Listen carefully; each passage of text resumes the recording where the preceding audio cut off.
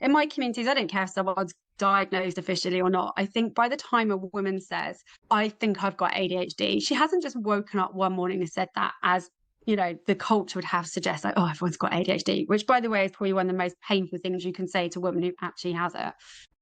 I'm Anne-Marie McQueen, journalist and proud 50-ish woman, and we are here looking for the true truth in perimenopause, menopause, midlife, and beyond. Opening our minds to other possibilities is not always easy.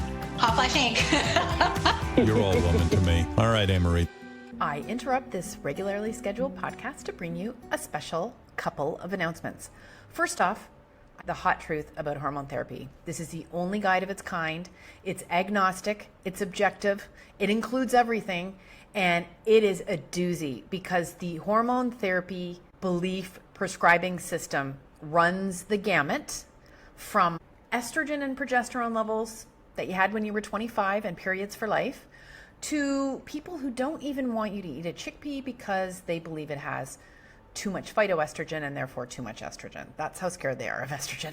This is my work of the last 6 years, and I have boiled down a ton of research, and I've taken a bird's eye view and I've boiled it all down to 5 video guides, 5 PDFs, and under 3 hours, you can get the lay of the land and you can be empowered to make decisions for yourself. So check the link in the show notes. And if hormone therapy isn't your thing, and it's not everyone's thing, in fact, it's not most people's thing, I have completely updated my Fix It Fast perimenopause list. This is the thing that's going to help you feel better by the weekend. I know that's a bold claim, and if it's Friday, maybe it's too bold. But I have put together the special sauce mix of what Hotflash Inc. does here. These are 14 evidence, human experience, and expert-backed things you should be doing during perimenopause to feel better. And they're all really doable, and they're all things that help me. I believe in them so powerfully. It's a beautifully designed guide. It's free. I'm going to put the link in the show notes.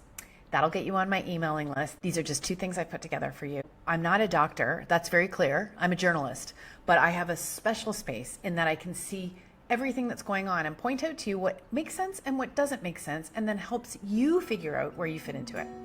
Thanks for listening, and now back to the podcast. Okay, Adele, I've been fangirling about you on social media, so thank you. Welcome to the Hotflash Inc. podcast. I'm so excited to be here. What's your training? What's your background? So I'm a women's health practitioner. My background was actually 20 years of working in the criminal justice system, specialising in special educational needs. So I knew a lot about ADHD through that world, and I specialised in female offending. In fact, so I got to quite a senior level with that, and had always been a fierce advocate of women's rights. But during that time, I've always been really interested in health and women's health, and I've always been a science nerd. That's going to help you feel better I used to look by at a the lot weekend. of the research around what was healthy, so I did like the fasted exercise, the ketogenic diet, all these things that I thought were good for my body until my period stopped. And I thought, wait a minute, that's not a good sign. These are 14. So then the whole revelation came around the gender bias in research that we are basically applying models of healthcare that are designed for men onto a woman's body. And that made me quite angry, very angry. So I took a leap of faith to leave my 20-year career and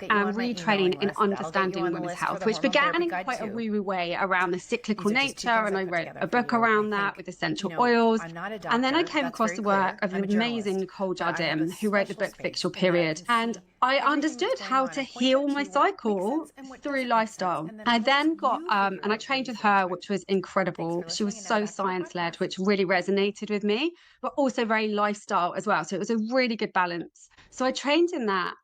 And then after a couple of years, got my own ADHD diagnosis and went straight to the research and said, okay, what am I going to find out here about how the hormones, which affect everything, are affecting my ADHD?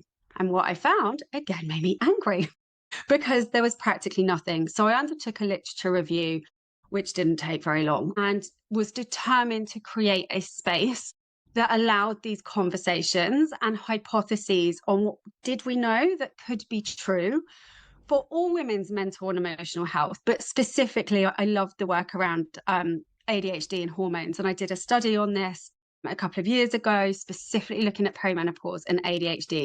So that's kind of been my evolution around this passion to educate, empower, and inform women around their choices, to make truly informed choices. And you yourself were diagnosed with ADHD at 41. So Yes. can you just talk to me how that happened? Were you in perimenopause at the time? What made you realize, etc.? Because when I talk about perimenopause, for me, I'm looking at 35 years onwards. And we know ADHD women are more likely to go into that earlier. And I definitely noticed a flare up of things. But like many late diagnosed women, I came to it because I was looking at it for my children. And as I was talking to an ADHD psych at the time, he went, you know, you're ADHD, right? And I said, now you mention it, I have always, because of the system that I worked in for a long time, I was very familiar with ADHD and boys that went to prison, right? That was where we saw it, and we were trained in that. Really, when I was trained, girls weren't allowed to have ADHD. So I used to joke and say, oh, that's my ADHD, but never really embodied that or took it too seriously, although I really was recognizing those traits. So I got a diagnosis, which I really battled with because I thought, what do I need it for? I've been successful. You know, what do I need this diagnosis for? But actually, it was the most validating, life-changing experience that I could have asked for, actually. What did it make you realize about your life prior, like your childhood and your struggles, that anything you'd had? Do you know what? I know a lot of women go through diagnosis and have this grief unraveling, which I completely get. I didn't. I burst out crying like, there's nothing wrong with me. This all makes sense. And for the first time ever in my life, I gave myself permission to offer myself self-compassion and kindness as to why I don't show up like other people. And I think one of the beauties of having this diagnosis in perimenopause is you're in a real no fucks given era of your life, right? Where I think you can go, okay, this is me, you know, and I'm going to embrace all of my traits as much as they keep unraveling, understanding the rejection sensitivity dysphoria aspect, which is huge for women, how that played out in my life. So can you explain that? Because for every one of these things, someone will do something to dismiss it. So can you explain what that actually is? Because people will think, well, everyone feels bad when they're rejected. Yeah. So rejection sensitivity dysphoria, I think if you spoke to most ADHD women, would say it's one of the most hideous aspects of having a neurodiverse nervous system. This is how I would describe it.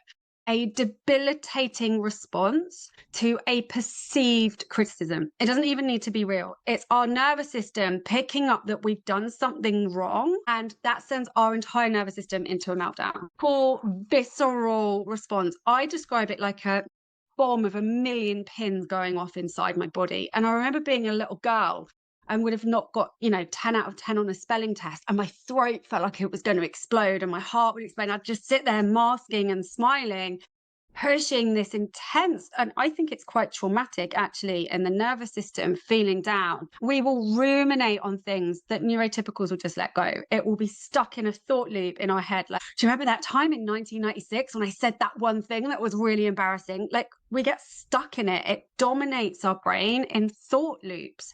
And everything else around us almost just goes into this whirring noise. So, and it's something that isn't spoken about enough, actually. And what are some other things that people might think, what are some other hallmarks for women that are different than men? In ADHD, the difference in women. Yeah, I mean, this is something that I find so fascinating. I mean, my degree was in sociology and criminology. So I love the social aspect around how this manifests differently in girls quite a lot of the time, because coming back again to this gender bias that we know exists across all medicine, and lifestyle studies, but actually it's really stark in the ADHD world, because so much of what we know to be true around ADHD diagnosis, assessment, treatment is based on naughty little white boys. That was largely what was researched. So the female experience was really significantly just not including the conversation, and certainly not around our hormones. So one of the things that we have is that little boys get the privilege of, they're just being little boys if they don't behave in a certain way. Little girls don't tend to have that. So we learn as a child, our brain is just focused on survival. That's what it's trying to do. Stay alive, stay alive, stay alive. And to do that, we have to be accepted socially. So little girls learn to mask very, very well and push down more hyperactive traits. So we can tend to see that ADHD, someone jumping around, they can't keep still. The women's hyperactiveness tends to be internalized.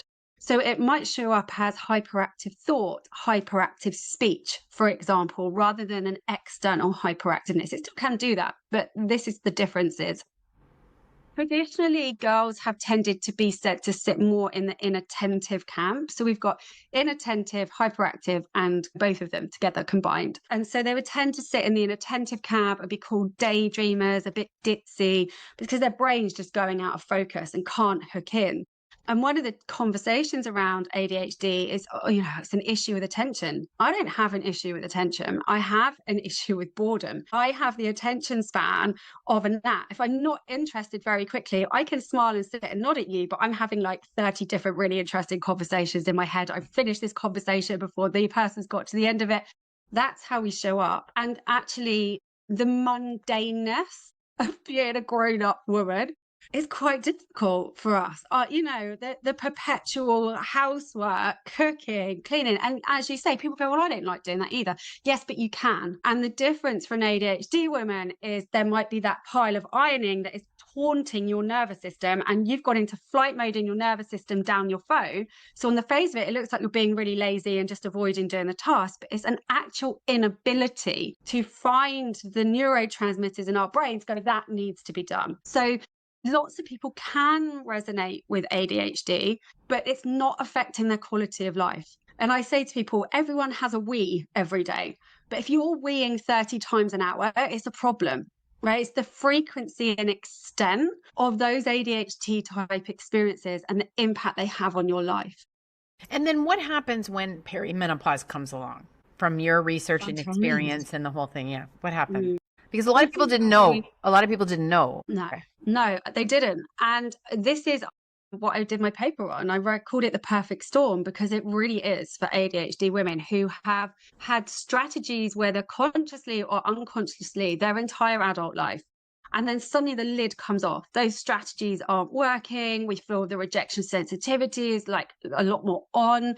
We're not staying on top of all of the demands like we used to. Everything's just feeling a bit harder. So for me, I'm like, okay, what's going on here? And across the research for women, there's an obsession with estrogen. Everyone is obsessed with estrogen and this narrative around it, which drives me crazy. Estrogen's an important molecule. All of them are. However, I see estrogen being more harmful in lots of ways than the conversation around progesterone. So for me, when I was looking at this and my understanding of the hormonal terrain in different life seasons, this is happening for ADHD women, sort of 35 to 42, that we're seeing this explosion, a much higher rate of diagnosis.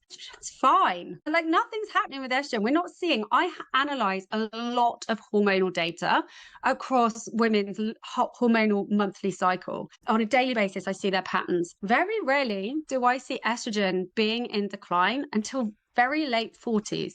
Estrogen remains pretty consistently good. It's progesterone that drops in that lifespan where we're seeing the increase in diagnosis. And that makes total sense to me, because progesterone, medically, all they care about is it protecting the uterus. That's it, right? We're going to stop there, protect the uterus. Okay, that's really important. However, it's also a mood stabilizer and nervous system support. So if you imagine that hormone that has been protecting and buffering the nervous system, supporting those adrenals, buffering against the stimulatory impact of estrogen that happens for various reasons, of course the lid comes off in that phase of perimenopause, because women simply aren't having that support anymore. And that, for me, from a hormonal lens, explains why that is such a vulnerable time for an ADHD woman. That is so progesterone deficiency. So yeah, this is how I came across you, because I also just can't understand the obsession with estrogen at the completely overlooking progesterone. And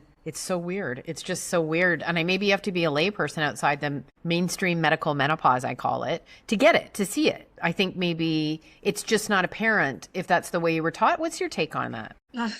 I have quite the risk of sounding like a conspiracy theorist.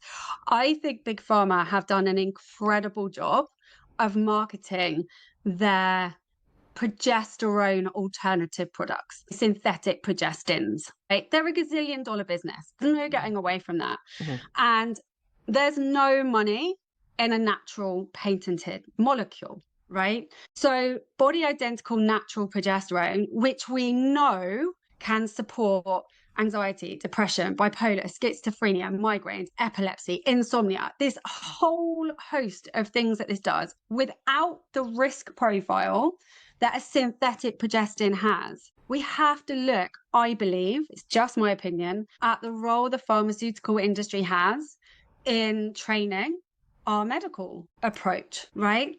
That's what I believe is at the core of this, at a much higher level that I am never going to have any influence over, you know? And I believe it's a lot bigger than that. People come out and they believe what they believe because they were taught. And if you start to shine a light on the progestins, well, then you're going to go into all the birth control pill and, you know, no one wants, you know, that's just too big. Like, that's just too big. So I do see that.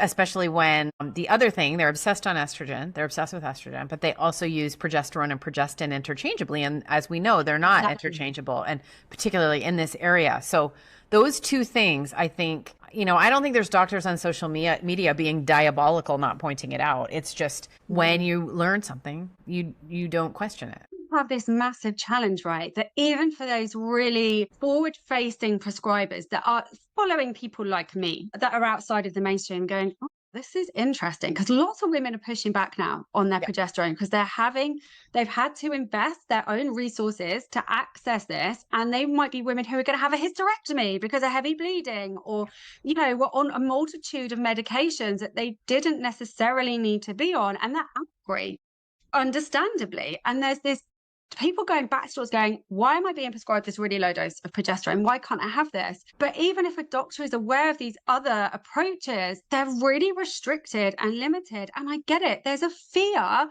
What if this goes wrong? You know, because everyone in that field seems to believe that progesterone causes breast cancer. No, it doesn't. The synthetic progestins that you would prescribe and call progesterone have a link there. Body identical progesterone has been shown repeatedly to be protective or neutral around breast health. So it's a mess. Yeah, it is a mess. Women are completely overwhelmed with what to do. They're also being put on. I've had two friends, considering what I do all the time, I've had two friends be put on the combination patch thinking that it was progesterone. They thought they were getting progesterone. They were told it was progesterone. I'm not saying the doctor's not telling them the truth. The doctor, I don't even think, rates the difference. And that it was a big deal when I explained it to my one friend and she changed it. But, you know, or the pharmacist will say, well, you can get this combination patch, and then people don't question it. So these are big deals. They're big deals for all of us, but also women who have ADHD, because it's, as you said, progesterone is particularly helpful. Okay. I just want to sort of talk about the unmasking of the symptoms that happens. Because I haven't had a diagnosis, but I just remember late 40s, I stopped working and then I started freelancing. And from then on, I feel like I've never been able to get organized. Once I stopped I was so organized. I ran an apartment. I had one job and I had my private life, you know, and I was so good at it. And then when I went into freelancing and running my own thing, it was like the end. I don't think I've ever been organized. It's like a constant. And so I kept saying for so long, like, I just can't get organized. I just can't figure out. I just can't go to work. And then finally I started hearing about ADHD and I was like, I think this might, but I felt like an unmasking and unraveling, just a moment, like almost a moment where it's like, I can't do this. What's happening there? Really interesting, because I genuinely don't believe, once again, we have that kind of level of science of what's happening or explanation. Personal view and experience of that is something that we see a lot. I see a lot in ADHD women community. When we're working for someone else, there's almost, for me, it's like a trauma response to be really organized. So my mum doesn't tell me off for being chaotic and messy, right? It's that kind of childhood entrenched, like, oh, because I was chaotic and messy and I would be kind of criticized for it as a child all the time. And obviously I wanted to be a good girl. So that was my trauma response, to be really organized. And at work, I was so organized when I worked for someone else. I mean, I was dealing with courts and prison systems. Like, I couldn't be chaotic. It had to be extremely organized. And my husband would be like, why can you not be like that at home? It's really strange. I can't explain it to you. So to me, I link it back to that. Like, that was survival. I had to be that way. I was at home in my safe place. There's a little bit more much more freedom to just be like, this is it. This is what we've got. But I couldn't tell you a scientific reason as to why that is. That is the first time someone has said that, though, that I had to, because I was working for someone else. And then when that was lifted, something shifted in me. And that's really neat. Like it'll be neat when we can figure out why that might have happened. Just to finish on that, I would also say, what did it take from you to show up every day in that level of organization that was just it was so natural for you to show up in the way that was required? I think that's why we're so much more prone to burnout than neurotypical women, because of what it takes us to do what someone neurotypical just does. We have to put a lot of thought and planning and all these things into these organizational structures so we don't mess it up, so we don't forget something, so we don't lose something, because that RSD protection is so like, don't get this wrong. So how much energy do you put into it? And you can see why we get exhausted, right? Sorry, I just think that's important. That's really important. Okay, let's talk about this role of nervous system regulation, ADHD, the role of trauma or adverse childhood experiences, how this all layers together in your mind from what you've learned. Yeah. So several years ago, I trained to become a somatic coach for the female nervous system, not because that's what I see my job as at all, but because I deeply believe that we cannot properly heal hormones unless we look at them through a nervous system lens, and the same for ADHD. Because I describe ADHD women as having the Rolls Royce of nervous systems. We walk in a room, instantly our nervous system tells us who likes us, who doesn't like us, how safe is this space, what's expected of us. We do it like some kind of superhero nervous system scan, right? We just know. And a neurotypical might be sitting there going, I have no idea what you're talking about and picking up here. Right? So we have these highly sensitive nervous systems. We read the subtext to what people are saying to us. You know, we grew up being gaslit and going, oh, that didn't feel very safe. When we said, again, I was only joking, and we're like, I don't really feel like that was what happened. So we have this system that when we were living in tribes in the woods would have been amazing. We'd have had a stick break 2 miles away. We would have sensed what food was safe. No, but in our world that is on steroids, no one is meant to exist in the way this world is. And I believe we have an evolutionary mismatch with our nervous system and our hormone system trying to exist at the speed at which we have evolved, and I use that term lightly, because our nervous system still thinks we're out picking berries on the prairie and the only threat is the bear.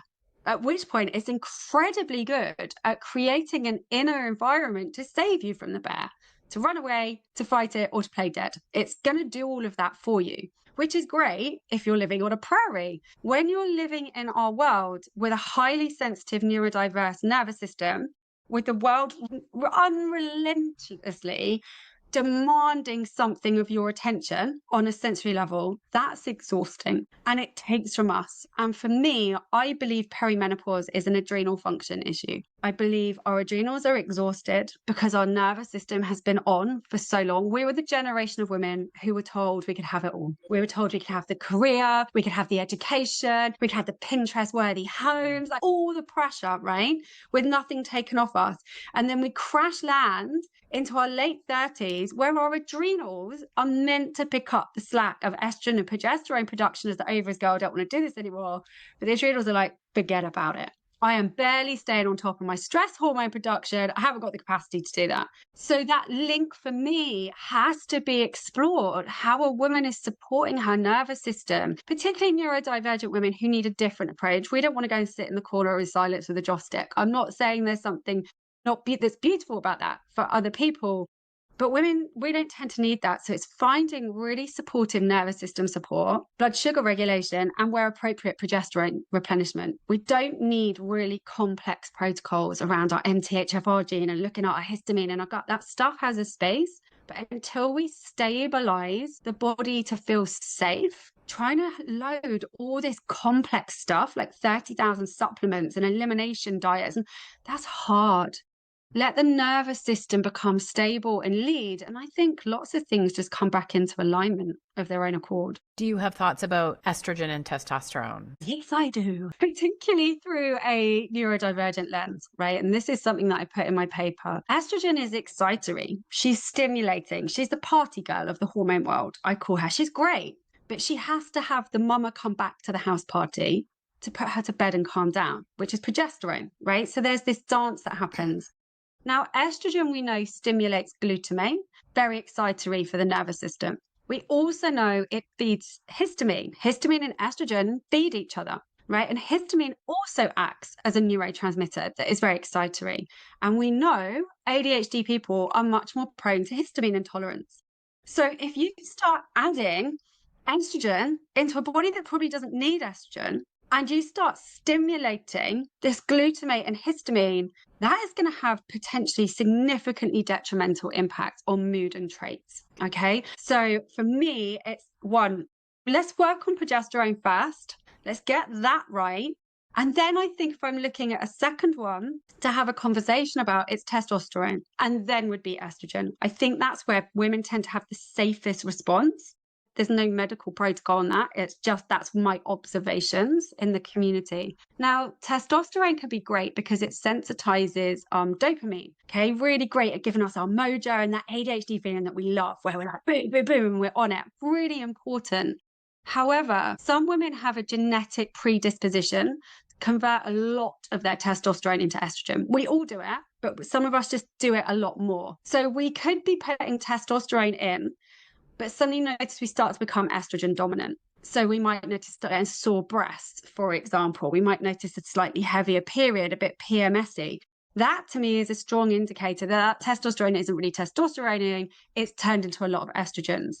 And that's not something that gets talked about a lot. So it's this, we need this really nuanced, individualized approach to HRT. This illusion that we slap a patch on our bottom and skip off into the sunset is not true, particularly if you've got complexities around neurodiversity. We've often got more inflammation to deal with, blood sugar issues, a history of trauma where the body is going to respond potentially differently. It's not a quick fix, you know, and there certainly isn't a magic formula. What do you think when you look at the top line conversation about it, though, is really one way. It's like you have to replace the estrogen. We've got these empty estrogen receptors. How do you parse that when you see women who hear that message? Educating women, for me, like spaces like you provide. You know, I've had the fortune to interview Carol Peterson several times and her amazing work around progesterone and giving resources, because I feel very much my job isn't to get a woman to take estrogen or progesterone. That's not my job. My job is to create a safe space to give her the why of her symptoms through a hormone lens, taking into consideration her ADHD, and then educating her about this so she can go and make informed decisions about what she takes. The challenge lots of women come up against is exactly what you said. Oh no, but you need to have the estrogen. Can you give me the evidence as to why that is? Tell me why I need estrogen. And quite often there's nothing there. Well, that's what you've got to do. Well, that's not an answer. That to me is not acceptable. And I think there are a lot of people calling themselves menopause specialists, charging an appalling amount of money and not delivering anything beyond the standard flow chart. You'll here, have that. That's not a specialist. A specialist to me is someone who knows a broad range of approaches, looks at the woman in front of them, really understands their experience and says, look, based on what I think and what I know, this is what I would suggest would be a good starting place for you. And then let's start to meet your edge. Let's look at I call it the dosing dance. I know when a woman needs a hormone. What I don't know is what type, when, what dose, or how she's going to respond to any of it. We don't know that. And the only way is to take a risk like you would with a supplement or a medication or a lifestyle change. There's no promises that come with any of this. It's about getting curious, feeling safe, and knowing that you'll be heard in that experience. But it's a challenge because everything is estrogen obsessed. And because we make this simplistic, estrogen sensitizes dopamine and serotonin, that's what ADHD women need. I'm like, also sensitizes glutamate and histamine. So let's not jump in with that. That's so interesting. Someone said to me once, there's a lot of unfinished sentences in this perimenopause and menopause space. So you can confidently state that, but you would leave out the other part, right? And it's not responsible. But I think sometimes I see people and I don't really think they know the end of the sentence. It's quite crazy when you see it. You have to see it and then you can't unsee it. I mean, I'm working on a hormone therapy guide. It's called The Hot Truth About Hormone Therapy. And it's just simply to point this out. I've found like 10 different ways. I've divided it into belief systems. Very few practitioners can do what you just said, which is pull from whatever Because there's people who are estrogen obsessed, there's people who are progesterone obsessed, there's people like it's out of control. And, you know, as a woman, you go, where the hell do I start with this? And it's such an emotive topic. It blows my mind how people lose their mind about a comment about progesterone or whatever. It's because it's so emotive and so misunderstood. You know, I've got a Facebook page and I've had to put on there, like, I cannot believe I need to say this, but the standard, this is as safe a space as I can create. And the way people communicate on here at times, the minority, is completely unacceptable towards other women who make different choices. And it blows my mind. Blows my mind.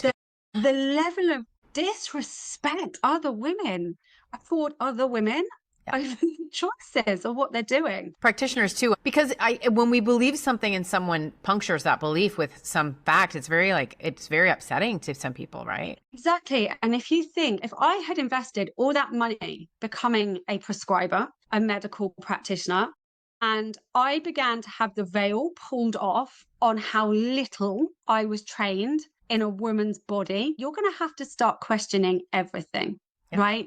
That's hard.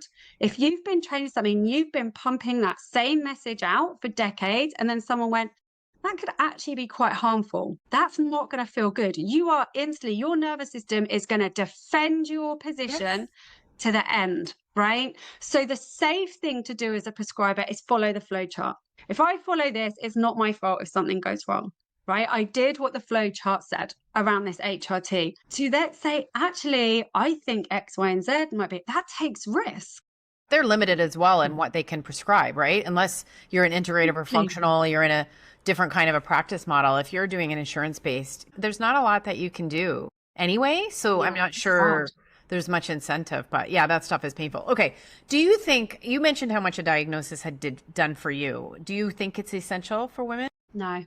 I think I get asked this question a lot, like, do you think I should get a diagnosis? It's such a personal question. I would always say, what's the reason that you want it? You know, what is it? What's it going to change? If you want to try medication, you're going to have to get a diagnosis, right? For me, it was about pro-social modeling to my children, the process. That really was why I began with it. Like, well, I'm going to expect them to do it, and I'm not putting myself through that to understand it.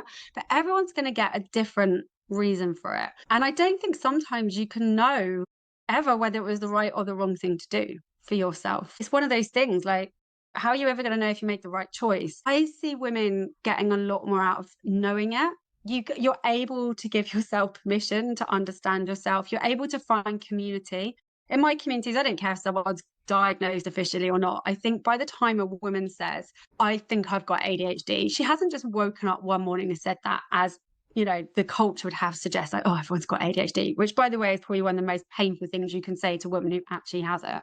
She's been down the rabbit hole. She's been looking at this with massive imposter syndrome going, I really think this is me, but if I say it out loud, you know, what if it's not? And am I going to be judged? So by the time a woman says, I think I've got ADHD, I'm like, oh, I'm sure you probably have if you've made that point, and you are welcome. All of you is welcome with me. And what do you say to those people who say everyone's got ADHD? So many people say that. Do you know what? It's really interesting. People don't say it to me, funnily enough, because I'm sure I'd have a few swift words to say to them. But the other day I did have somebody come onto my page and say, well, everyone's got ADHD and it's there. And I said, do you know what? That shows me that you don't understand what ADHD is. Because if you really understood what it is, you would realize how hurtful that comment is to make, because you don't understand it. You don't understand what goes into just like getting the kids out the door in the morning, remembering all the stuff that the school need to do, running a business, like all these things that can be hard to anyone. If you are constantly terrified you're going to forget something, you know, at some points in my cycle, I have to set an alarm on my phone to remember to pick my kids up from school. Right. Severe inattention, because I might be hyper focused on something, or I might just completely go time blind. You know, it was like this call today, I'm off all day, but in my head, I'm constantly looking at the clock. Like my nervous system can't fully switch off because I'm aware, what time is it? What time is it? What time is it? Neurotypical people are doing that. You know, it's so different. And for me, it's one of the things, I know a lot of women who have circles of friends that have this narrative. of, oh, everyone's got ADHD, and the women keep their diagnosis silent. That to me is so sad, that in their circles of support and women, they don't feel safe enough to say, I have this, because of the judgment they've heard come from other women. So I think it's a problem. And to me, it's just, you know what, that's a really unkind thing to say. It's really unkind, but also if it comes from someone close to you, it's good information, because you have someone that would rather make you wrong or dismiss you than you just said something that's pretty serious, and they know you, so they know you don't go around just saying you have this, that, and the other thing. I'm speaking from experience here because it's happened to me. And then that their first thing is to dismiss you. So you just have good information that they're not really able to receive for whatever reason. A truth, an uncomfortable truth. Depth of understanding.